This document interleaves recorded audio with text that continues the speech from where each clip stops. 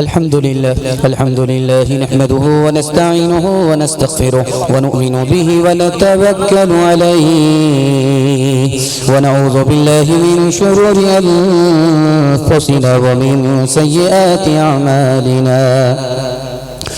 मन यहदिहिल्लाहु फला मुदिल्ल लहु व मन युज़लिल फला हादिय लहु व नशहदु अन ला इलाहा इल्लल्लाह वहदहु ला शरीका लहु व नशहदु अन्न सय्यदना व नबियना व हबीबना व शफीअना व सनदना व इमामना व मौलाना मुहम्मदन अब्दुहु व रसूलुहु सल्लल्लाहु अलैहि व अला आलिहि व सहबिहि व बारक व सल्लम तस्लीमा कसीरन कसीरा। अम्मा बाद फ़अऊज़ु बिल्लाहि मिनश शैतानिर रजीम। बिस्मिल्लाहिर रहमानिर रहीम। फ़क़रअू मा तयस्सर मिनल क़ुरआन। सदक़ल्लाहु मौलाना अज़ीम। व क़ाल नबी सल्लल्लाहु अलैहि वसल्लम तबर्रक बिल क़ुरआन फ़इन्नहु कलामुल्लाह। औ कमा क़ाल अलैहि सलातु वस्सलाम। सुब्हानल्लाहि व बिहम्दिहि सुब्हानल्लाहिल अज़ीम व बिहम्दिहि अस्तग़फिरुल्लाह। सल्लल्लाहु अला सय्यिदिना मुहम्मद सल्लल्लाहु अलैहि वसल्लम। अल्लाहुम्मा सल्लि अला सय्यिदिना मुहम्मद या रब्बि सल्लि अलैहि वसल्लम। फिर क्यों न हो मुमताज़ इस्लाम दुनिया भर के मजहब में, वहाँ मजहब किताबों में, यहाँ कुरान सीनों में। फज़ले खुदा से साहिब ज़ीशान हो गया जो खुश नसीब हाफिज़ कुरान हो गया। उसको जला सकेगी ना दोज़ख की आग भी, महफूज जिसके सीने में कुरान हो गया। वो वालिदैन हश्र के दिन होंगे ताजदार, जिनका दुलारा हाफिज़े कुरान हो गया। 10 ऐसे आदमी को वो जन्नत दिलाएगा, दोज़ख में जिनके जाने का ऐलान हो गया। बहुत खूबसूरत जलसा चमकती हुई पेशानी, दिल से दुआ निकलती अल्लाह आपके मुकद्दर को चमकाए। यहाँ से लेकर के वहाँ तक सुनने के लिए तैयार हैं? दोनों हाथ उठाइए इंशाअल्लाह। अखबार से मोबाइल से जब फुर्सत होगी तब कुरान पढ़ेंगे। हाथ उठाइए इंशाअल्लाह। खैर, आपके दिमाग को टटोल करके अंदाजा कर रहा हूं कि ससुराल में है कि पिंडाल में। 3 सवाल से मेरा पैगाम शुरू हो रहा है। मेरा पहला सवाल है, कैसे पता चलेगा कि कुरान अल्लाह की किताब है? ये मेरा पहला सवाल है। दूसरा सवाल है, कैसे पता चलेगा कि खुदा से हमारा ताल्लुक है भी या नहीं, हमारी दुआ कबूल होती है या नहीं, दिल हमारा जिंदा है या मुर्दा? ये मेरा दूसरा सवाल है। तीसरा सवाल है, कुरान पर 3 हमले हुए, कहीं तो दरिया में डाल दिया गया, कहीं जला दिया गया, फिर कुरान की हिफाजत कैसे हुई? ये मेरा तीसरा सवाल है। एक ही बच्चा एक ही वक्त में हाफिज और मास्टर दोनों बन सकता है, इसका तरीका क्या है? ये मेरा चौथा सवाल है। और आखिरी सवाल है, मदरसे का मिल्लत पर 4 एहसान है और मदरसा 3 काम से बाकी रहेगा। इंशाअल्लाह मदरसे को बाकी रखना है। हाथ उठाइए इंशाअल्लाह।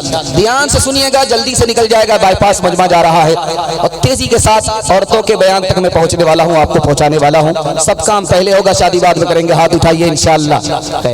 समझ में आ रहा? मैं आपको जगह पकड़ा करके रहूंगा।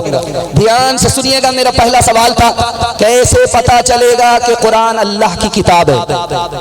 सबसे पहले इसकी कोई कॉपी नहीं कर सका, इससे पता चलता कुरान अल्लाह की किताब है। इसको कोई मिटा नहीं सका। 1400 साल से ये मेहनत जारी है, लेकिन कोई इसको मिटा नहीं सका। और साइंस बाद में आई, कुरान पहले आया। साइंस आज के दौर में कुरान को गलत साबित ही नहीं कर सकी।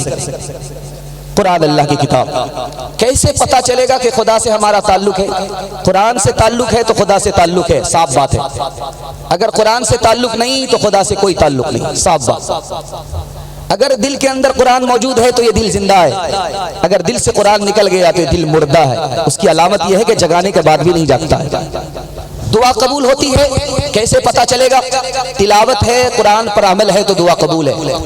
अगर तिलावत भी नहीं, कुरान पर अमल भी नहीं, इसका साफ मतलब है दुआ कबूल नहीं होती है। कुरान पर 3 हमले हुए। सबसे पहला हमला हुआ 1257 ईस्वी में। सारे कुरान को बगदाद में दरिया के अंदर डाल दिया गया, एक भी कुरान बाकी नहीं रखा गया। आपको सुनकर कह हैरत होगी कुरान कैसे बाकी रहा। दूसरा हमला हुआ 1861 ईस्वी में इसी हिंदुस्तान में, 3 लाख कुरान के नुस्खे जला दिए गए, कुरान कैसे बाकी रहा। तीसरा हमला हुआ 1937 में रूस की सरजमीन में, कुरान पढ़ने वाले को फांसी की सजा दी जाती थी, कुरान पढ़ने वाले को जेल जाना पड़ता था, कुरान याद करने वाले को फांसी की सजा दी जाती थी।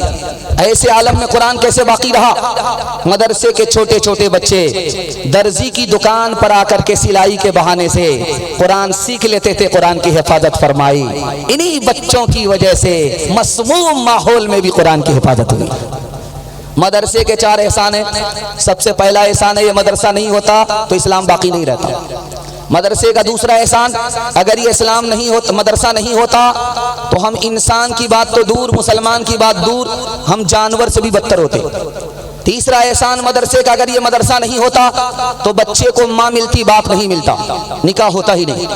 मदरसे का चौथा एहसान, सबसे बड़ा एहसान, दिल के कान से सुनने की जरूरत है, अगर ये मदरसा नहीं होता तो गरीब के बच्चों को फ्री में तालीम नहीं मिलती। मैं आपके सामने बैठा हूँ, ये सच्चाई है।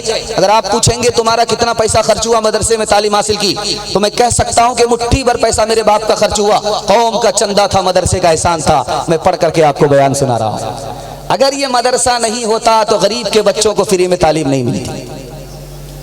मदरसा बाकी कैसे रहेगा?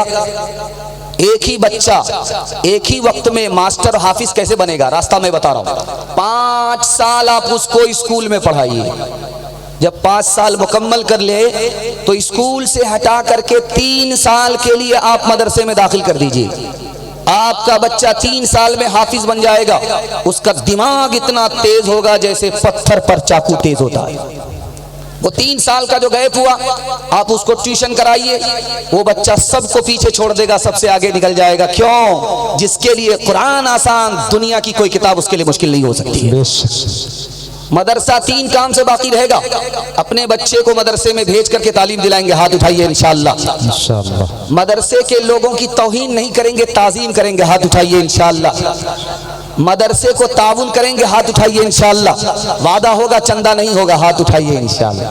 हर दम बरस रहे हैं अनवार मदरसों में, आकर तो कोई देखे एक बार मदरसों में, हर पल मोहब्बतों का इजहार मदरसों में, गुफ्तार मदरसों में, किरदार मदरसों में, दिन भर तिलावतें हैं, दिन भर तिलावतें हैं, सब पर इबादतें हैं, होता नहीं कोई दिन इतवार मदरसों में, होता नहीं कोई दिन इतवार मदरसों में। बहुत खूबसूरत माहौल, बहुत जिंदा मजमा, दिल से दुआ निकलती है, अल्लाह आपकी हर मुश्किल को आसान फरमाए। बिल्कुल बहुत तेजी के साथ छोटा छोटा पैगाम आपकी खिदमत में लेकर के आ रहा हूँ। हमारा खुदा, हम उसके बंदे, उसके हवाले से सुनाने के लिए जा रहा हूँ। सुनने के लिए मुकम्मल तैयार है? दोनों हाथ उठा दीजिए जोश के साथ इंशाअल्लाह। मैं आपको हाथ उठाने के लिए बार बार इसलिए कह रहा हूं ताकि आपके अंदर से बेदारी का पता चले कि आपके अंदर तलब कितनी है। ध्यान से सुनिएगा, जल्दी से निकल जाएगा। खुदा के 3 नाम हैं। एक नाम है गाफिर, दूसरा नाम है गफूर, तीसरा नाम है गफ्फार। इंसान के 3 नाम है, जालिम, जलूम, जल्लाम। जो इंसान जुल्म करता है उसे अल्लाह माफ करता है, तो अल्लाह का नाम हो गया गाफिर। जो ज्यादा जुल्म करता है उसको जलूम कहते हैं, और अल्लाह ज्यादा माफ करता है तो अल्लाह का नाम गफूर है। हद से ज्यादा बंदा जुल्म करता है, अल्लाह हद से ज्यादा माफ करता है। अल्लाह का नाम गफ्फार है, उसका रिकॉर्ड है, उसने हर दिन जिना करने वाले को भी माफ किया है। उसका रिकॉर्ड है, मासूम बच्ची को जिंदा दफन करने वाले बाप को भी इस्लाम की दौलत से सरफराज किया है। उसका रिकॉर्ड है 99 कत्ल के रिकॉर्ड का बनाने वाला जवान, उसे भी अल्लाह तौबे की तौफीक देकर उसकी तौबा को कबूल फरमाया है।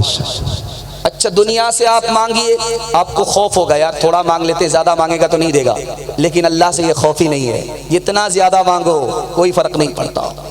दुनिया से मांगने पर डर होता है कि पता नहीं एक बार मांगता हूं, बार बार मांगूंगा नहीं मिलेगा। अल्लाह से मांगने पर यह डर ही नहीं होता, बार बार मांगो कोई फर्क नहीं पड़ता। दुनिया से मांगने पर यह डर लगता है यार ये मेरे पहचान का है कि नहीं, मैं अजनबी हूं, मैं अपना हूं या पराया हूं, देगा कि नहीं देगा। लेकिन अल्लाह से मांगने पर कोई फर्क नहीं पड़ता, चाहे अपना हो चाहे पराया हो, सबको देता है। दुनिया से मांगने पर यह डर लगता है, ये डर लगता है आएगा, ये डर लगता है। दुनिया से मांगने पर यह डर लगता है कि थोड़ी सी बेअदबी होगी, जो दिया वापस ले लेगा। लेकिन अल्लाह से मांगने पर यह डर ही नहीं है, दिया हुआ वो वापस नहीं लेता है। दुनिया का कितना ही बड़ा मुजरिम हो जाए, अल्लाह उस पर 4 मेहरबानी जरूर करता है। दुनिया का कितना ही बड़ा नाफरमान हो जाए, अल्लाह उस पर 4 मेहरबानी जरूर करता है। पर्दा डालता है, पकड़ता नहीं है, रोजी छीनता नहीं है, सेहत छीनता नहीं। एक बात याद रखिए, हजरत उमर की अदालत में एक चोर आया, उसकी सजा के बारे में ऐलान हुआ कि इसके हाथ काट डालो। वो रोने लगा, गिड़गिड़ाने लगा, हाथ जोड़ करके कहने लगा मेरी पहली गलती है, माफ कर दो।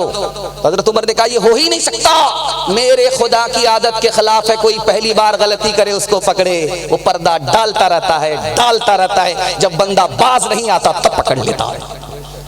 आपको एक बात सुनकर के हैरत होगी, दुनिया में सबसे ज्यादा जल्दी में माफ करने वाले कौन लोग होते हैं? माँ बाप। माँ बेटे से नाराज है, बात नहीं कर रही है, लेकिन ऐन वक्त जब खाने का आता है तो बेटी से कहती है कि बेटी देखो तुम्हारे भाई ने खाना खाया कि नहीं खाया। क्या कलेजा है, नाराज तो है, दिल से नाराज नहीं है। अब बेटा आया, दौड़ा दौड़ा पैर पकड़ता है, मुंह खोलता है, माफी मांगता है, माँ माफ कर देती है। लेकिन आपको सुनकर के हैरत होगी, इससे भी ज्यादा जल्दी में कौन माफ करता है? खुदा माफ करता है। माँ के पैर पकड़ने पड़ते हैं, मुंह खोलना पड़ता है, तब माँ माफ करती है। खुदा के पैर पकड़ने की भी जरूरत नहीं, मुंह खोलने की भी जरूरत नहीं, दिल का इरादा हो गया, खुदा माफ कर देता है। शराब की बोतल लेकर के जवान पास कर रहा है।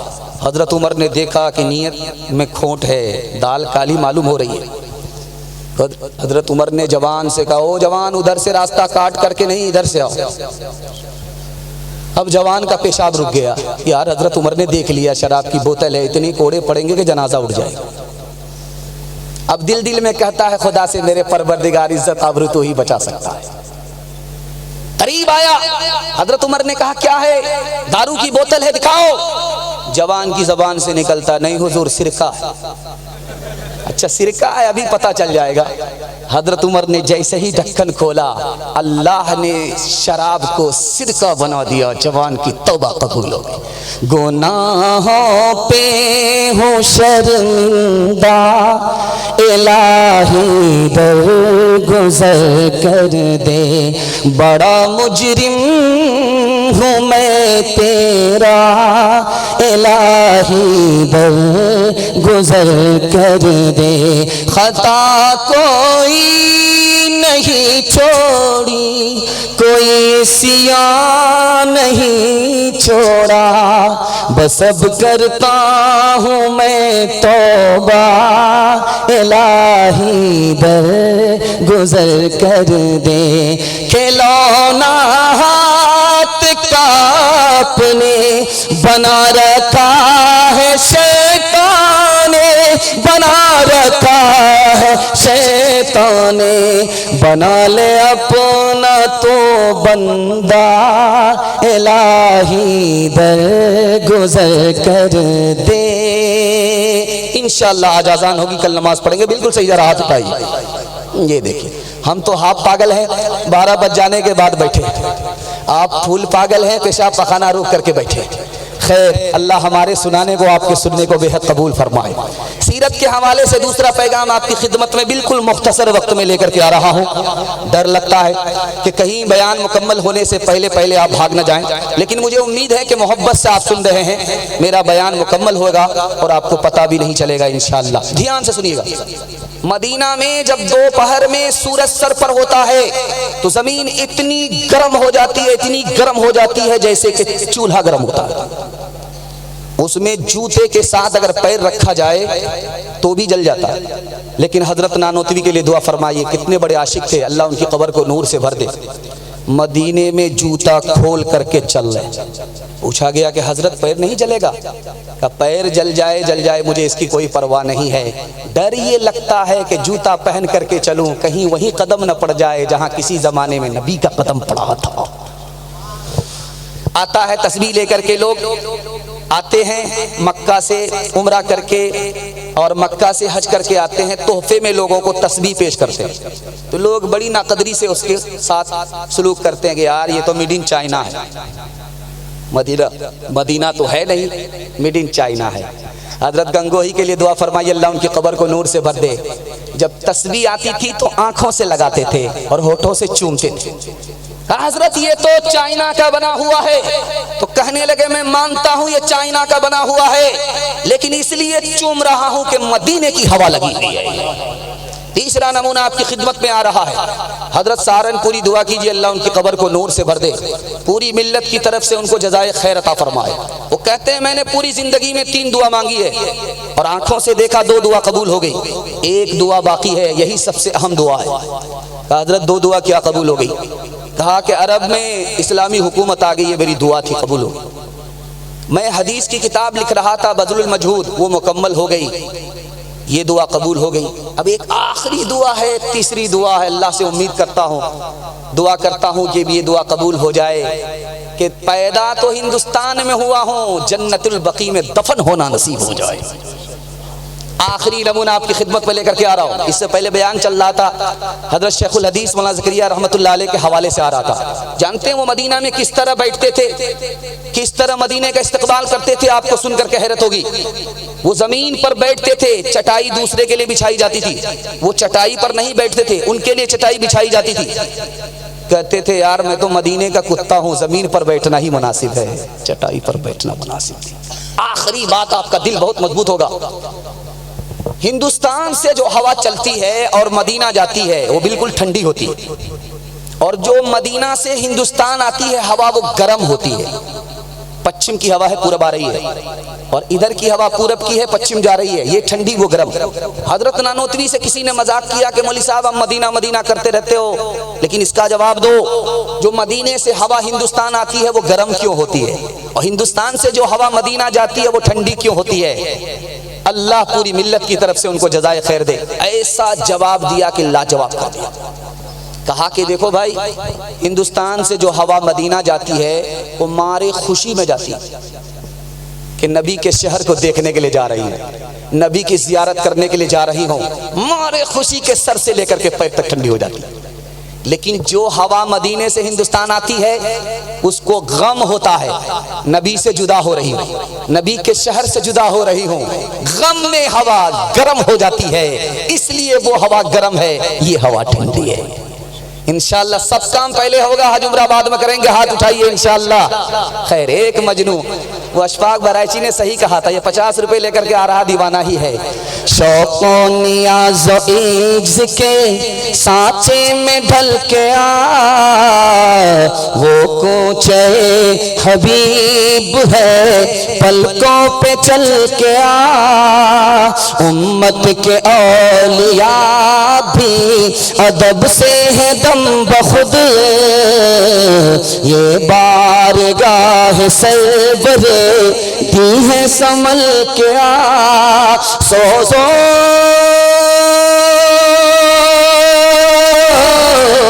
सोजो तपिश सखुन में अगर चाहता है तो इश्क़ नबी की आग में, इश्क़ नबी की आग में ताइब पिघल के आ, इश्क़ नबी की आग में। तीसरा पैगाम शाबान के हवाले से सुना रहा हूँ। आप लोग शाबान का इस्तकबाल करेंगे और रमज़ान की हिफाजत होगी। हाथ उठाइए इंशाअल्लाह। बहुत बेदारी के माहौल में सुन रहे हैं। तीसरा पैगाम आ गया। 1/3 जलसा निकल गया, 2/3 बाकी रह गए। हाथी पास हो चुका है, सिर्फ दुम फंसी है।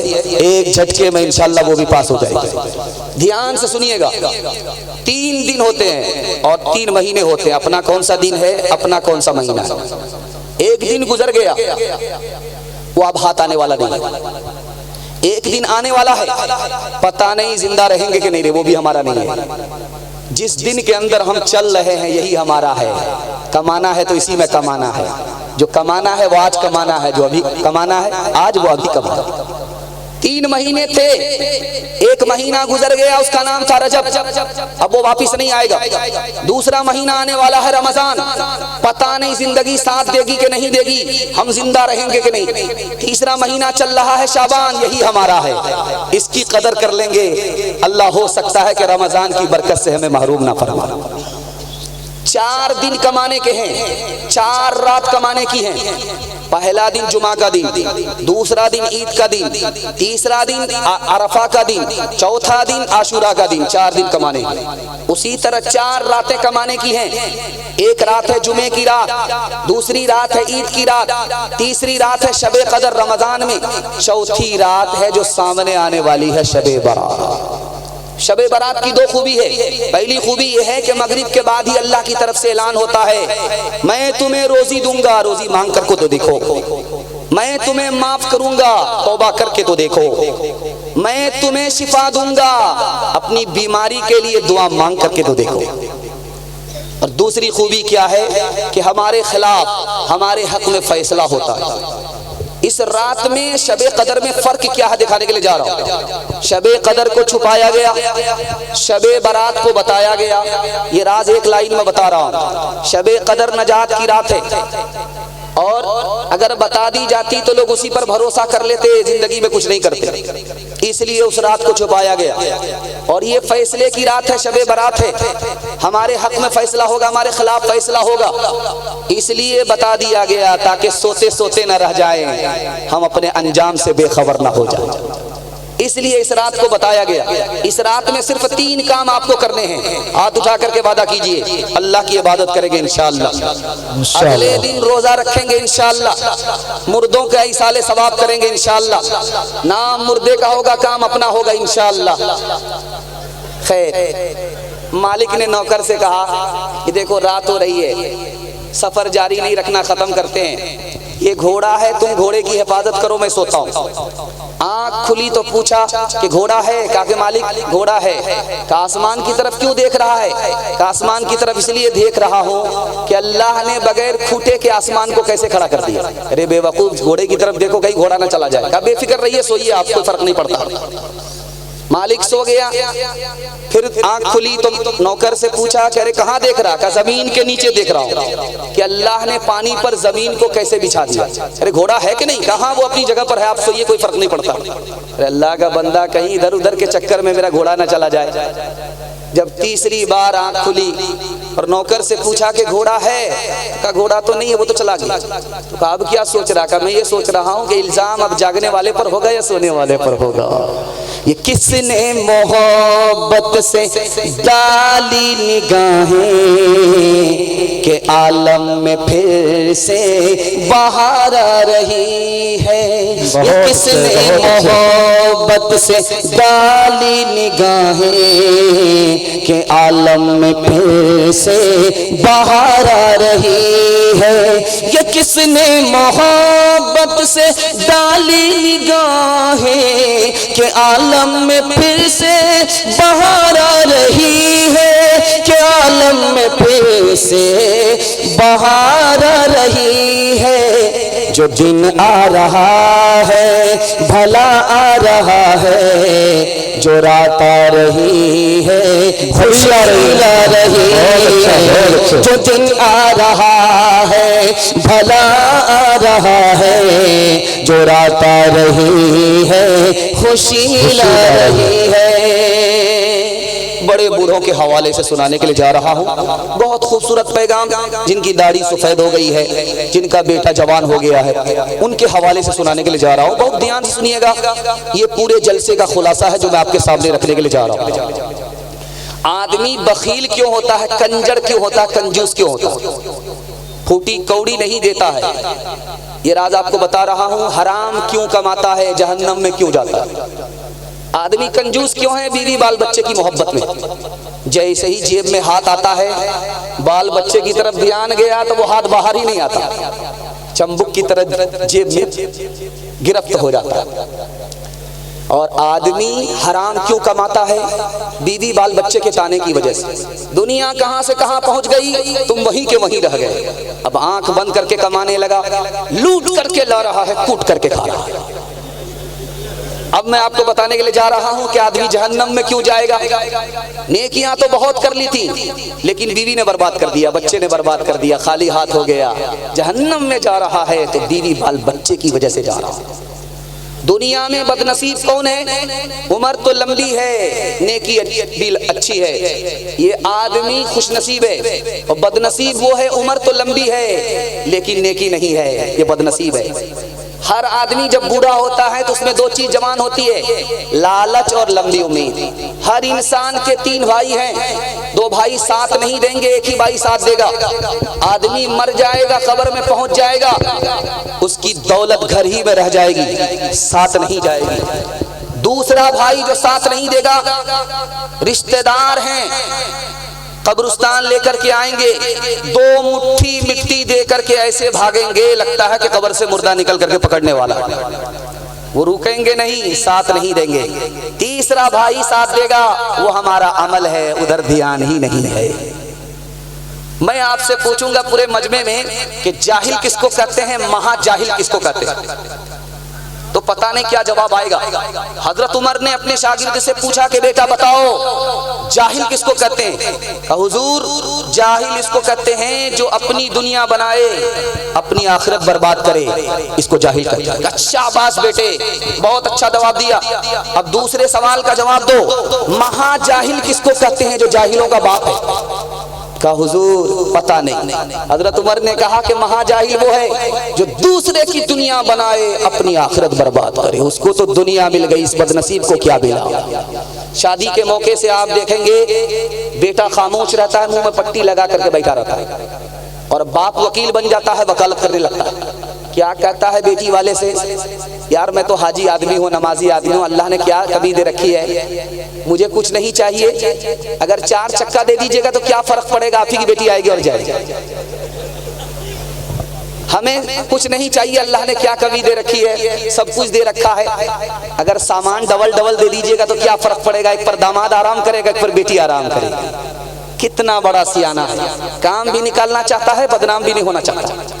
एक भूमियार था, दुनिया को ठग करके जा रहा था, तो बेटा से कहा कि बेटा मैं फरिश्ते को भी ठगना चाहता हूं। बेटा सर पर हाथ रख करके पूछने लगा, अब्बा हुजूर फरिश्ता को ठग लोगे?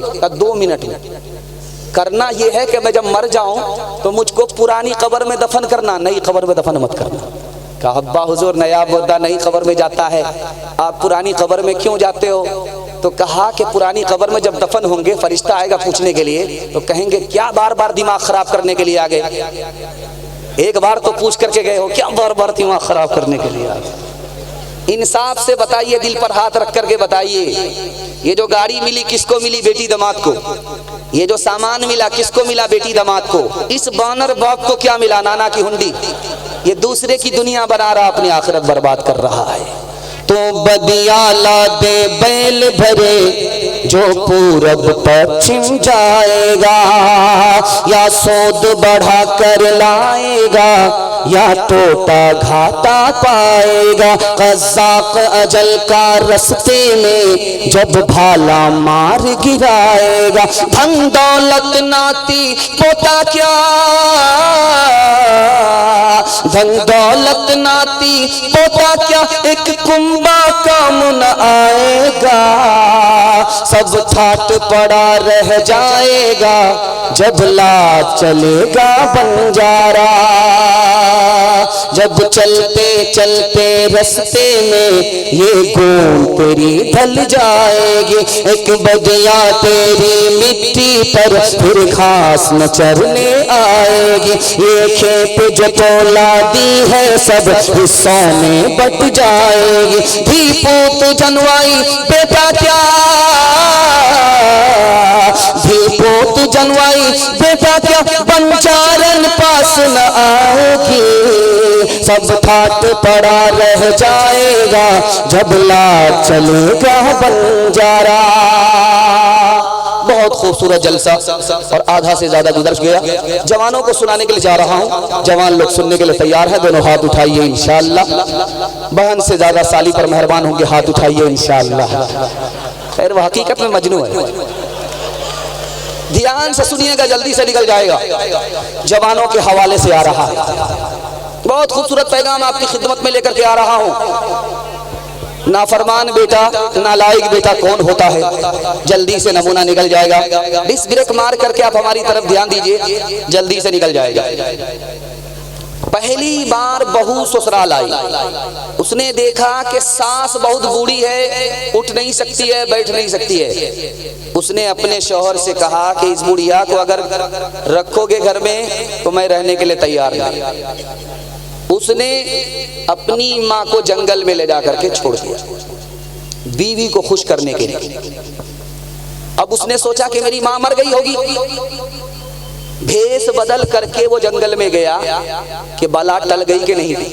तो देखा कि माँ रो रही है, तो कहा कि क्यों रो रही हो। कहा कि अभी थोड़ी देर हुई है, मेरा बेटा मुझको जंगल में फेंक करके गया। बीवी के कहने पर मेरा बेटा जंगल में फेंक करके मुझे गया, और मैं इस पर नहीं रो रही हूँ कि मुझे घर से बाहर कर दिया, मैं इस पर रो रही हूँ कि जंगल है, कहीं मेरे बेटे पर शेर ने हमला तो नहीं कर दिया। दूसरी मिसाल आपकी खिदमत में आ रही है, बहुत ध्यान से इसको सुनिएगा। पहली बार उस औरत की ओढ़नी और उसके दुपट्टे की हवा इसको लगी। पहला दिन वो आकर के कहती है, कान में मैं तुमसे कुछ कहना चाहती हूँ। ये जनमुरीद जोरू का गुलाम कान लगा था। बीवी ने कहा कि मैंने तुम्हारी खातिर अपने माँ बाप को छोड़ दिया, रिश्तेदार को छोड़ दिया, घर को छोड़ दिया, क्या तुम मेरी खातिर अपने माँ बाप को नहीं छोड़ सकते? कहा क्यों नहीं, आपका हुक्म सराखो। अपने घर में बीवी को, किराए के मकान में माँ बाप। तीसरी मिसाल आपकी खिदमत में लेकर के आ रहा हूँ, ये फर्जी नहीं है, हकीकत है, अफसाना नहीं है। जो तजर्बा है उसको मैं, जो समाज में हो रहा है उसको मैं आईने की तरह दिखा रहा हूँ। बाप ने बेटे को लंदन पढ़ने के लिए भेजा और बाप बीमार है। बेटे को खबर हुई कि हॉस्पिटल में तुम्हारा बाप एडमिट है, आखिरी वक्त है, दीदार कर लो। तो बेटा उधर से फोन करता है, मैं जरूरी मीटिंग में हूँ, जा नहीं सकता, अगर मर जाए तो दफन कर देना, बिल चुका दूंगा। ध्यान से सुनिएगा आखिरी बात। जब शादी के बाद औलाद नहीं होती है तो लोग मुंह छुपा करके चलते हैं। लोग ताना मारेंगे कि शादी तो हो गई, कैलेंडर नहीं छपा, मुंह छुपा करके चलते। एक आदमी मुंह छुपा करके चल रहा था, कोई बाल बच्चा ही नहीं है, शादी हो गई, बाल बच्चा ही नहीं है। तो उसने कहा, रे अल्लाह का बंदा, शादी हो गई, बाल बच्चा नहीं। तो उसने मारे शर्म के अल्लाह से दुआ मांगी, मेरे परवरदिगार अगर तू मुझे साहिब औलाद बना देगा तो अपने जिस्म के कपड़े के अलावा सब कुछ खैरात कर दूंगा। अल्लाह को रहम आ गया, बेटा मिल गया। इसकी दुआ पर बेटा मिला, लेकिन बेटा कितना बड़ा नाफरमान था आपको सुनकर के हैरत होगी। जवान हुआ, दारू का गिलास चढ़ाया, सर पे नशा आया, किसी को कत्ल कर दिया, खुद तो भाग गया, लेकिन बेटे के जुर्म में बाप जेल चला गया। आखिरी मिसाल पर पैगाम खत्म कर रहा हूं, इसको बहुत ध्यान से सुनिएगा। बेटे को पता चला कि जब मैं पैदा नहीं हुआ था तो मेरे बाप ने एक दरख्त के नीचे दुआ मांगी थी, उसके बाद मैं पैदा हुआ। ये नालायक क्या कह रहा है, काश कि मुझे पता चल जाता कि वो दरख्त कहाँ है, वहां पहुंचकर मैं दुआ करता कि मेरा बाप ही मर जाए, जल्ले तू जलाल तो इस बला को टाल। अब मैं एक बात बताने के लिए जा रहा हूं, आप देखेंगे कि जिसके हाथ में 6 उंगली होती है वो जेब में हाथ को रखता है, दिखाता नहीं है। क्यों? दिखाने पर ऐब जाहिर होता है, उसको कटा भी नहीं सकता कि उसको तो तकलीफ होती है। जिसका बेटा नालायक है उसकी मिसाल 6ठी उंगली की है, काटे तो भी तकलीफ, बाकी रखे तो ऐब, मुंह छुपा करके बाप चलता। एक बात तजर्बे की सुनिए आप, आपने देखा होगा कि बिच्छू जब किसी के घर में निकलता है तो बच्चे को काटे या ना काटे मगर उसको जूता मारता है। बच्चे को देखेंगे आप, बिच्छू निकला, उसने काटा नहीं है फिर भी उसको जूते मारा जाता है। किसी आरिफ ने क्या खूब कहा है, आंख की पट्टी हटा रहा हूं, आपको 3 चीज चाहिए, मैं गारंटी लेकर के जा रहा हूं, आप मेरा गिरेबान पकड़ सकते हैं। माँ बाप पर सिर्फ 1 साल आप मेहरबान होकर के दिखाइए, मैं गारंटी लेकर के जाता हूं, अल्लाह आपकी रोजी भी बढ़ा देगा, अल्लाह आपकी सेहत भी बढ़ा देगा, अल्लाह आपकी उम्र भी बढ़ा देगा। ये मेरी जबान नहीं है, नबी की जबान है, झूठी नहीं हो सकती। आप तजर्बा करके देखिए, वो बिच्छू आप देखेंगे कि घर में निकलता है, बच्चे को काटे या ना काटे उसको बच्चे जूता मारते। जानते हैं क्यों जूता मारते हैं? अहले इरफान ने लिखा है, किसी आरिफ ने लिखा है कि जब बिच्छू माँ के पेट में छोटा होता है, माँ उसको पालती रहती है, पालती रहती है, पालती रहती है, जैसे ही वो बड़ा होता है कि माँ के पेट को काट करके वो बाहर निकलता है, अपने माँ का खून करके वो बाहर निकलता है। इसलिए समाज उसको जहां देखे जूते से खबर ली जाती है। हाथ जोड़ करके मैं आपसे कहता हूँ, इस दुनिया में आगे बढ़ना है किसी की दुआ से तो माँ बाप की खिदमत करेंगे इंशाअल्लाह। माँ बाप को रुलाएंगे, बीवी को हंसाएंगे, हाथ उठाइए इंशाअल्लाह। मुस्तफा मुस्तफा बोलो, बोलो सल्ले अला बोलो, बोलो मुस्तफा मुस्तफा बोलो, बोलो सल्ले अला बोलो। एक दिन नबी ने हल्क़े असहाब में ये लफ्ज दोहराए 3 बार के नाकुस की कट गई। असहाब पूछते हैं वो बदबख्त कौन है, तौकीर जिसकी आपकी नजरों में घट गई। इरशाद यूं हुआ कि वो औलाद ना खलफ, घर जिसके जन्नत आ गई और पलट गई। माँ बाप का बुढ़ापे में जिसको न हो ख्याल, उस नासईद औलाद की किस्मत पलट गई। मुस्तफा मुस्तफा बोलो, बोलो सल्ले अला बोलो। जलसा मुकम्मल हो चुका मर्दों के हवाले से, औरतों के हवाले से सिर्फ 2 पैगाम पर्दा और तालीम के हवाले से सुनाने के लिए जा रहा हूँ। आप लोग सुनने के लिए तैयार है? दोनों हाथ उठाइए, इंशाअल्लाह औरत को सर पर रखेंगे, औरत को सर पर रखेंगे, हुकूमत चली जाएगी। ध्यान से सुनिएगा, जल्दी से निकल जाएगा। बहुत खूबसूरत जलसा आपकी खिदमत में औरतों की तालीम के हवाले से आ रहा है, बहुत ध्यान से इसको सुनिएगा। इमाम शाफी रहमतुल्लाह अलैह लिखते हैं कि अगर दूध पीता बच्चा माँ की गोद में पेशाब करे और कपड़ा में पेशाब ना लगे तो 1 मुट्ठी 2 मुट्ठी पानी मारो, गाड़ लो, झाड़ लो, कपड़ा पाक हो गया। दूध पीने वाली अगर बेटी ने कपड़े में पेशाब कर दिया तो 1 मुट्ठी 2 मुट्ठी पानी मारने से कपड़ा पाक नहीं होगा, कपड़े उतारने पड़ेंगे, धोना पड़ेगा, गारना पड़ेगा, निचोड़ना पड़ेगा, तब मुकम्मल कपड़ा पाक। पालन हक्कानी ने यहाँ से एक नुक्ता नकल किया कि आप देखो कि बेटा पेशाब करे उसका पाक करना आसान, बेटी पेशाब करे पाक करना बहुत मुश्किल। जिस तरह बेटी के पेशाब को पाक करने में ज्यादा मेहनत है, उसी तरह बेटे से ज्यादा बेटी की तालीम के पीछे मेहनत है। क्यों? बेटी 4 मंजिल में पहुंचती है। पहली मंजिल में वो बेटी है, दूसरी मंजिल में वो बीवी है, तीसरी मंजिल में वो माँ है, चौथी मंजिल में वो सास है। आप अगर बेटे से ज्यादा बेटी को तालीम देंगे तो 1 नंबर की बेटी होगी, आगे चल करके 1 नंबर की बीवी बनेगी, आगे चल करके एक नंबर की माँ होगी, आगे चल करके एक नंबर की सास होगी। मर्द पढ़ा, औरत पढ़ी, खानदान पढ़ा। जानते हैं औरत का पढ़ना क्यों जरूरी है? दो वजह से। हर घर में आलिम नहीं होता, इसलिए औरत को पढ़ना ही पड़ेगा। और हर औरत के लिए पर्दा है, पर्दे में सारी बात पूछ नहीं सकती, उसको सारा इल्म हो नहीं सकता, इसलिए पढ़ना जरूरी है। और जानते हैं औरत के लिए पढ़ना क्यों जरूरी है? औरत दो तरह की होती है, घर में रहती है, उसको भी पढ़ना जरूरी है। एक औरत थी जिसको मुलाजमत करनी है, तिजारत करनी है, उसको मुकम्मल तालीम हासिल करनी पड़ेगी, तभी समझ में आएगा कि जायज तिजारत क्या है, जायज मुलाजमत क्या है। औरत का पढ़ना क्यों जरूरी है? जानते हैं औरत भी इंसान है, जब तक पढ़ेगी नहीं उसको इंसानियत नहीं आएगी। औरत मुसलमान है जैसे मर्द मुसलमान है, जब तक पढ़ेगी नहीं इस्लाम की कदर कीमत नहीं जानेगी। औरत हजार खूबसूरत हो जाए, लेकिन अगर इल्म नहीं है वो बदसीरत है। अगर इल्म आ जाए तो औरत दुनिया की सबसे बड़ी दौलत है। 4 मिसाल पर पैगाम खत्म कर रहा हूं, ध्यान से इसको सुनिएगा।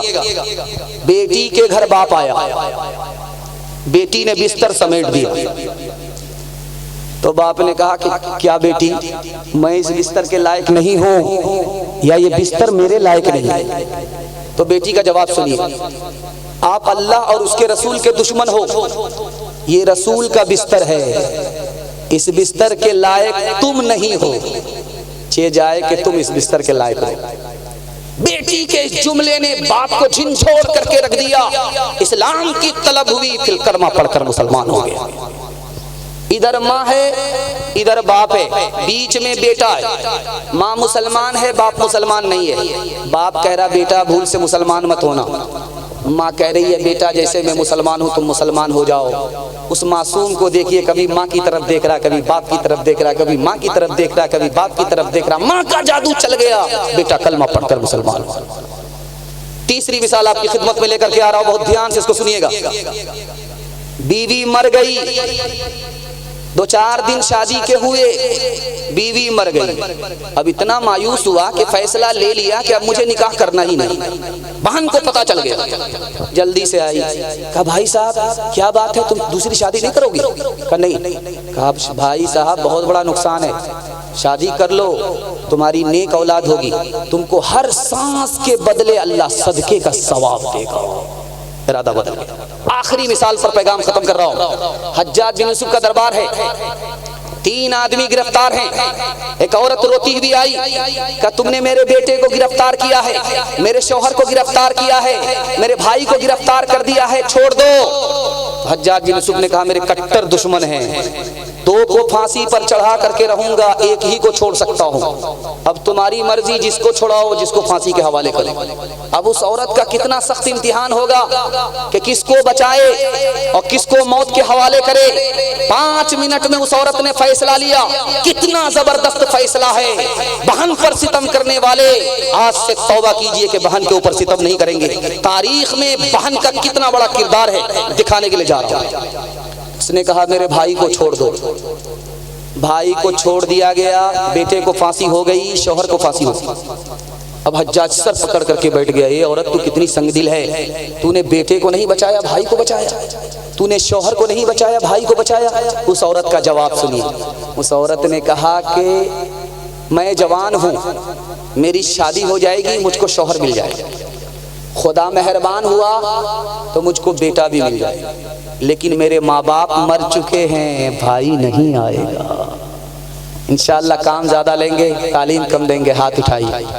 खैर माशाअल्लाह। तालीम औरतों को भी देनी जरूर है, देनी जरूर है। लड़की जो बेपढ़ी हो तो वो बेशोर है, बेशोर है।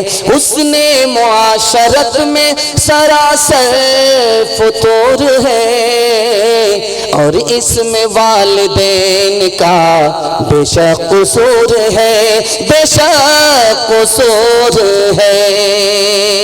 पर्दे के हवाले से आखिरी पैगाम, 3 मिनट में ज़हमत तमाम। मुबारकबादी देता हूँ, अल्लाह आपके घर में जवान बेटी है, कुंवारी है, गैब से मुनासिब जोड़े का इंतजाम फरमाए। ध्यान से सुनिएगा, जल्दी से आखिरी पैगाम निकल रहा है। लोग कहते हैं इश्क और मोहब्बत बहुत मुकद्दस चीज है, बहुत खतरनाक चीज है। इसमें ईमान तक चला जाता है। दिखाने के लिए जा रहा हूं, ध्यान से इसको सुनिएगा। पर्दे के हवाले से ये पैगाम आ रहा है। गोरखपुर के आदमी को जब पठान फिल्म का टिकट नहीं मिला तो दिल्ली फोन किया, यार वहां कहीं किसी तरह से जुगाड़ बैठा दे। ऐसा जुनून इस वक्त फिल्म देखने का, मर्दों में अलग औरतों में अलग। पर्दे के हवाले से पैगाम है, ध्यान से सुनिएगा। एक औरत थी, उसका नाम था अनीजा। उस लड़की का चक्कर चल रहा था केदार नाम के लड़के से। तो उस लड़की ने शर्त रखी मुझसे निकाह कि उसी शर्त पर कर सकते हो, साले अलैहिस्सलाम की ऊँटनी को रास्ते से हटा दो। अब उस लैला के चक्कर में इसने जैसे ही साले अलैहिस्सलाम की ऊँटनी को रास्ते से हटाया, अल्लाह ने पूरी कौम में अजाब डाल करके तहस नहस कर दिया। देखिए इश्क और मोहब्बत का रास्ता कितना खतरनाक होता है, पूरी कौम तबाह हो जाती है।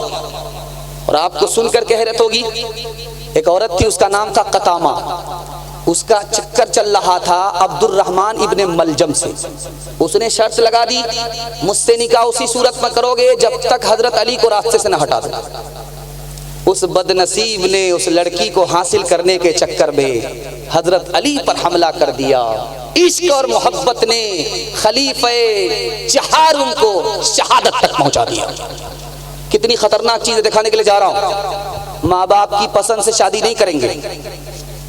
ये जो दाढ़ी पकती है धूप में नहीं पकती है, तजर्बे से पकती है। माँ बाप की पसंद से जो शादी होती है बहुत मजबूत शादी होती है। लेकिन ये व्हाट्सएप की लड़की को देख करके ढूंढ करके अप्लाई कर रहा है, हिंदुस्तान का है सीधे बांग्लादेश पहुंचा है।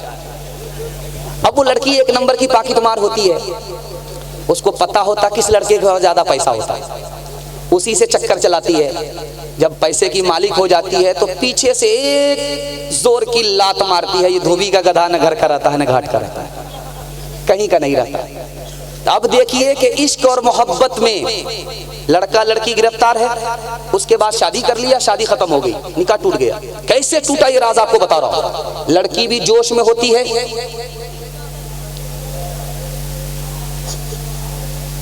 लड़की भी जोश में होती है, लड़का भी जोश में होता, बहुत जोश में होता, होश तो होता नहीं है। अब शादी कर ली, जैसे करीब आए, होश में आए तो देखा ये तो उल्लू की पट्टी है। अब लड़का समझ रहा है, लड़की समझ रही है ये तो उल्लू का पट्टा है। झगड़ा हुआ, रगड़ा हुआ, रिश्ता खत्म। और जानते हैं ये रिश्ता क्यों खत्म होता है? लड़का एक नंबर का फिल्मबाज, लड़की एक नंबर की फिल्मबाज। लड़की ने ये सोच करके निकाह किया था कि लड़का एक नंबर का हीरो होगा, और लड़का इस ख्याल से शादी कर रहा है कि लड़की एक नंबर की हीरोइन होगी।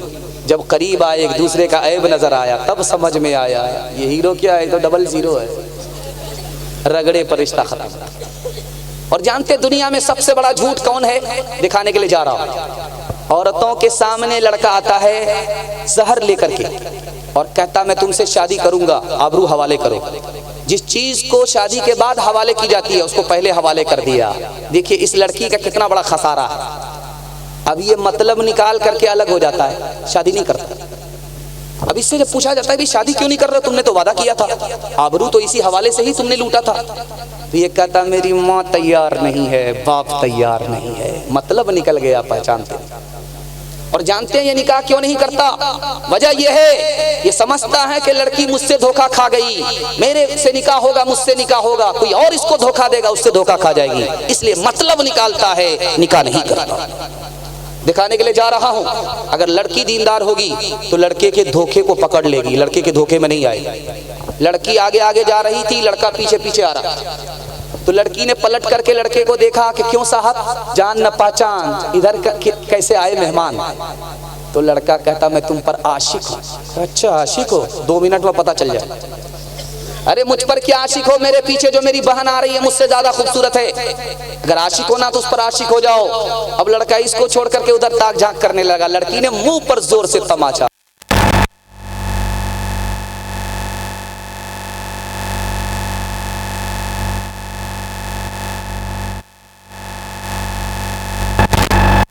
आने से बुलाया, दरवाजा बंद कर दिया और कहा तुमको 3 काम में एक काम करना पड़ेगा वरना जान चली जाएगी। मुस्तदरक हाकिम की हदीस है, सुनन बैहक़ी की हदीस है, हदीस की बात। लड़की ने बंद कर दिया और कहा 3 गुनाह में से कोई एक गुनाह करना पड़ेगा, ये बच्चा इसको कत्ल करना पड़ेगा, मुझसे जिना करना पड़ेगा, 1 गिलास दारू पीनी पड़ेगी।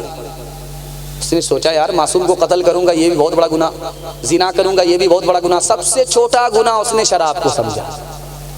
जैसे ही 1 गिलास उसने दारू चढ़ाया, सर पे नशा आया, कोई काम बाकी नहीं रहा, मासूम कत्ल भी हो गया, लड़की से जिना भी हो गया, 1 शराब आई, सारा गुनाह। एक मिसाल पर पैगाम खत्म कर रहा हूं, ध्यान से सुनिएगा, हाथ जोड़ करके मैं आपसे कहता हूं, हर चीज वक्त पर अच्छी लगती है। आप पढ़ाई के वक्त में पढ़ाई करो, शादी के वक्त में शादी करो, हर चीज अपने वक्त में अच्छी लगती है। 2 ही रास्ते हैं कामयाबी के। यूसुफ अलैहिस्सलाम का रास्ता इख्तियार करोगे तो अल्लाह फर्श से अर्श पर उठा लेगा, और यूसुफ के भाई का रास्ता इख्तियार करोगे कि कल तौबा कर लेंगे, कल तौबा करेंगे, हर दिन जलील और खार हो जाओ। ध्यान से सुनिएगा, एक मिसाल पर पैगाम खत्म हो रहा है। लड़की आगे जा रही है, लड़का पीछे पीछे आ रहा है, लड़की भाव नहीं दे रही है, तो लड़का पूछ रहा है कि मैं तुम्हारे पीछे कुर्बान हूं, तुम मुझे ध्यान में नहीं, खातिर में नहीं ले रहे हो। अब बेपैसे के आशिक की कोई कीमत नहीं है, बेपैसे के हो तुम्हारी कोई कीमत नहीं। तो लड़का कहता है अगर मैं मालदार हो गया तो मुझसे मोहब्बत करोगी? तो औरत भी उतनी ही बड़ी दुनियादार, वो कहती है मोहब्बत की बात तो दूर की है, शादी कर लूंगी। जिस्म पर लिबास की कमी अजीब लगती है, मुझे अमीर बाप की बेटी गरीब लगती है, जिससे आंचल भी नहीं सर का संभाला जाता, उससे क्या घर खाक तेरे घर की हिफाजत होगी। होटल में बैठ बैठ के खाती है नाश्ता, आंचल गिरा के सर से ये चलती है रास्ता। होटल में बैठ बैठ के खाती है नाश्ता, आंचल गिरा के सर से ये चलती है रास्ता। पर्दे की इनको कोई जरूरत नहीं रही, भी फातिमा सी अब कोई औरत नहीं रही। चप्पल है ऊंचे हील की और ऊंटनी सी चाल, होठों पे लिपस्टिक लगा के कर रही है लाल। चप्पल है ऊंचे हील की और ऊंटनी सी चाल, होठों पे लिपस्टिक लगा के कर रही है लाल। शौहर के सामने कोई जीनत नहीं रही, भी फातिमा सी अब कोई औरत नहीं रही। एक पर्ची आ गई है और मेरा पर्चा निकालने के लिए आई है, बगल में कब्रिस्तान है तो बताइए। खैर ध्यान से सुनिएगा, तीसरा पैगाम बगल में ही है। ध्यान से सुनिएगा, तीसरा और आखिरी पैगाम औरतों के हवाले से सुना रहा हूँ। आप लोग मुकम्मल सुनने के लिए तैयार है? दोनों हाथ उठा दीजिए इंशाअल्लाह।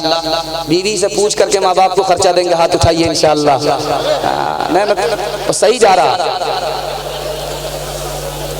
खैर बहुत खूबसूरत माहौल में जलसा चल रहा है, आखिरी पैगाम सुना रहा हूँ। मेरा टाइम भी हो रहा है, लेकिन आपने मेरा दिल खुश कर दिया। दिल से दुआ देता हूँ अल्लाह आपकी हर मुश्किल को आसान फरमाए। ध्यान से इसको सुनिएगा। हजरत उमर ने बेटी को बुलाया प्राइवेट में और कहा कि मेरी प्यारी बेटी, एक बार तूने नबी को नाराज किया, अपने शौहर को नाराज किया और नबी ने तुम्हें तलाक दे दिया। मैंने तुम्हारी तरफ से माफी मांगी, नबी ने तुम्हें माफ कर दिया, दोबारा निकाह में ले लिया। बेटी आइंदा अपने शौहर को नाराज मत करना, अगर मुझे पता चल गया तो जिंदगी भर मैं तुमसे बात नहीं करूंगा। फातिमा आई, बेमौका आई। अल्लाह के रसूल ने रोक करके पूछा कि फातिमा क्यों बेमौका आई हो? का अली से खफा होकर के आई। का बेटी अली तुम्हारे शौहर हैं, मेरे घर आना तो इजाजत लेकर के आना, अगर अली की इजाजत के बगैर मेरे घर में कदम रखोगी दरवाजा बंद तो मिलेगा, खुल नहीं सकता। बेटी अली तुम्हारे शौहर है, नाराज मत करना, नाराज हो जाए माफी मांग लेना। मुझे पता चल गया कि तुमने नाराज किया, अली ने तुम्हें माफ नहीं किया। बेटी मैं जिंदा रहा, तेरा इंतकाल हो गया, मैं नमाज़े जनाजा पढ़ाऊंगा भी नहीं, पढ़ूंगा भी। बेटी की उम्र बराबर, माँ की उम्र बराबर। माँ का नाम आयशा, बेटी का नाम फातिमा रज़ी अल्लाह अन्हा, दोनों की उम्र बराबर। माँ बेटी सौतेली है लेकिन सौतेला सुलूक नहीं है। मन की बात बेटी माँ से कहती है, बेटी मन की बात माँ से कहती है। माँ की मजलिस में बेटी मुस्कुराई। माँ ने कहा फातिमा बेमौका मुस्कुराने की क्या वजह है? तो फातिमा ने कहा अम्मा ख्याल आया। का क्या ख्याल आया? मैं रसूलुल्लाह की बेटी हूँ, आप तो अबू बकर की बेटी। समझ में आ गया कि बेटी को फख्र हो रहा है, अदब भी देना है, हौसला भी देना है। का बेटी तुमने सच कहा, उसी नबी के सदके में हमें ईमान मिला, उसी नबी के सदके में कुरान मिला। बेटी तुमने सच कहा, लेकिन बेटी मुझे भी हंसी आ रही है तुम्हारे ऊपर। अब बेटी के कान खड़े हुए कि माँ को किस बात पर हंसी आ रही है। हजरत आयशा ने कहा कि बेटी एक वक्त आएगा तू इंतकाल करेगी, कब्र में पहुंचेगी, तेरे हक में फैसला होगा, तू जन्नत में जाएगी। बेटी एक वक्त मेरा आएगा, मैं इंतकाल करूंगी, कब्र में पहुंचूंगी, मेरे हक में फैसला होगा, मैं जन्नत में जाऊंगी। लेकिन बेटी मुझे हंसी इस बात पर आ रही है कि जब तू जन्नत में जाएगी तेरे हाथ में अली का हाथ होगा। बेटी जब मैं जन्नत में जाऊंगी मेरे हाथ में रसूलुल्लाह का हाथ होगा। तीसरा नमूना आपकी खिदमत में आ रहा है, बहुत ध्यान से इसको सुनिएगा। जब रुखसती का वक्त होता है, 18 साल की बेटी घर से रुखसत होती है तो माँ बाप का कलेजा मुंह को आ जाता है, क़यामत बर्पा हो जाती है, रोने धोने का ऐसा माहौल बन जाता है। तो सारे लोग रो रहे थे, बाराती जो खाना के लिए मुंह पिजा करके आए थे वो भी रोने लगे, मगरमच्छ के आंसू बहाने लगे। मगर एक आदमी उसमें हंस रहा था, तो छोटा बच्चा ये सब तमाशा देख रहा था। बाप से पूछता है कि अब्बा हुजूर सब लोग रो रहे हैं मगर एक आदमी क्यों हंस रहा? कहा बेटा कौन? कहा ये दूल्हा बाबू हंस रहे। कहा अल्लाह अल्लाह अल्लाह, ये हंस रहा है? बेटा ये तो रुखसती का मौका, हम लोग रो रहे हैं, जिंदगी भर इसी बदनसीब को रोना है इसलिए हंस रहा है। जब रुखसती का मौका होता है, बेटी रुखसत होती है, ससुराल जाती है, तो माँ उसको प्राइवेट में बिठाया, बिठा करके कहा कि मेरी प्यारी बेटी पहली बार ससुराल जा रही हो, कान खोल करके माँ की नसीहत को सुनो, जिंदगी भर काम आएगी। ससुराल जाकर के रानी मत बनना, नौकरानी बन जाना, तुम्हारा ही फायदा है, तुम्हारा शौहर तुम्हारे लिए नौकर बन जाएगा। बेटी ससुराल जाकर के शौहर से दूर दूर मत रहना वरना वो तुमको भूल जाएगा। बेटी घर से बाहर बाजार के लिए शौहर के साथ बराबर मत निकलना वरना उसको तुमसे दुश्मनी हो जाएगी।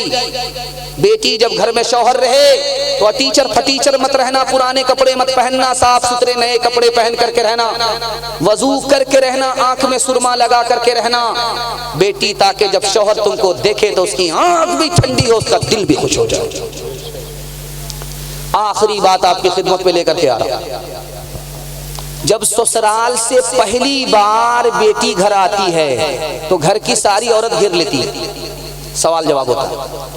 एक औरत कहती है कि ससुराल कैसी थी, तो लड़की कहती है सुभान अल्लाह। उसके बाद पूछा जाता ससुर कैसे थे, तो माशाअल्लाह। और शौहर कैसे थे, तो अल्हम्दुलिल्लाह। अब चौथा सवाल पूछा जाता है कि बेटी सास कैसी थी, इन्ना लिल्लाह अस्तगफिरुल्लाह ला हौला वला कुव्वता इल्ला बिल्लाह, जल्ले तू जलाल तू इस बला को टाल। अब माँ को समझ में आ गया कि बेटी को सब पसंद है, सास पसंद नहीं है। तो माँ होती है, हौसला भी देती है, अदब भी देती है। माँ ने कहा कि बेटी तेरे सवाल से मुझे मालूम हो गया, तेरे जवाब से मुझे अंदाजा हो गया कि तुझे सब पसंद है, सास पसंद नहीं। लेकिन बेटी मेरे सवाल का जवाब दो, जब तुम पहली मर्तबा मैके से ससुराल गई थी तो कौन लेकर के गई? कि मेरी सास आई थी, 100 में मुझको पसंद किया था, अपने बेटे से निकाह कराया, बहू बनाया, मैके से ससुराल ले गए। अब माँ ने कहा कि बेटी इंसाफ से बताओ, ये सास ही का एहसान है कि इतने अच्छे सब शौहर मिले। ये सास का एहसान है इतने अच्छे ससुर मिले, ये सास का एहसान है इतनी अच्छी ससुराल मिली। बेटी सास बला और मुसीबत नहीं होती, कभी माँ होती है, कभी माँ के बराबर होती है। इंशाअल्लाह बेटी की तरफदारी में दामाद जेल जाएगा, हाथ उठाइए इंशाअल्लाह।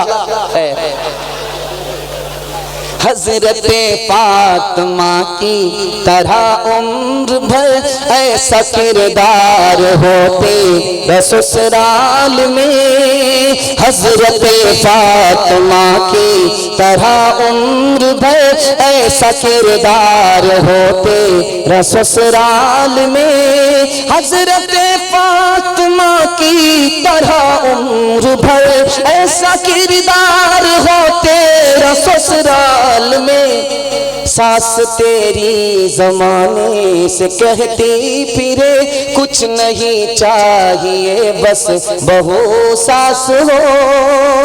ऐ बहन जिंदगी में तो रहना जहाँ घर को रखना बना कर के जन्नत नुमा। ऐ बहन जिंदगी में तो रहना जहाँ घर को रखना बना कर के जन्नत नुमा। शुक्र करना अदा रब के एहसान का, शुक्र करना अदा रब के एहसान का। हाथ में तेरे दूल्हे का जब हाथ हो। पैगाम औरतों के हवाले से खत्म हो गया। आपसे मैं वादा लेना चाहता हूँ जिंदगी भर के लिए आपका जलसा कामयाब हो जाएगा। हाथ उठा करके वादा कीजिए, अल्लाह की इबादत करेंगे इंशाअल्लाह, रसूलुल्लाह की इताअत करेंगे इंशाअल्लाह, मखलूक की खिदमत करेंगे इंशाअल्लाह। मैं आपको एक राज बता रहा हूँ, आपको मैं गारंटी देकर के जा रहा हूँ, 3 काम को आप छोड़ करके दिखाइए, आपके घर में कभी आफत नहीं आएगी। तजर्बा। आफत आती है गुनाह करने की वजह से, हराम कमाने की वजह से, गलत माहौल की वजह से। कबूलियत की घड़ी में दस्तारबंदी का जलसा है, बहुत खूबसूरत जलसा है और अल्लाह आसमान पर आ चुका है। दुआ कीजिए और आप तौबा करके दिखाइए, मैं गारंटी लेकर के जाता हूँ आपके घर में कभी आफत नहीं। इंशाअल्लाह गुनाह नहीं करेंगे, गलत नहीं कमाएंगे, गलत माहौल में नहीं जाएंगे, बेटा की शादी फ्री में नहीं होगी। हाथ उठाइए। न किताबों से नवाजों से नज़र से पैदा, दीन होता है बुजुर्गों की नज़र से पैदा। नहीं सीखा इन्होंने दीन रहकर शेख के घर में, पहले कॉलेज के चक्कर में मरे साहब के दफ्तर में, केक के चक्कर में तो रोटी भी गई, बड़ी शेख की ताक में थे तो छोटी भी गई, न मानी बात वाइस की, फिर पतलून के चक्कर में तो लंगोटी भी गई। वाखिर दावाना अनिल हम्दुलिल्लाह।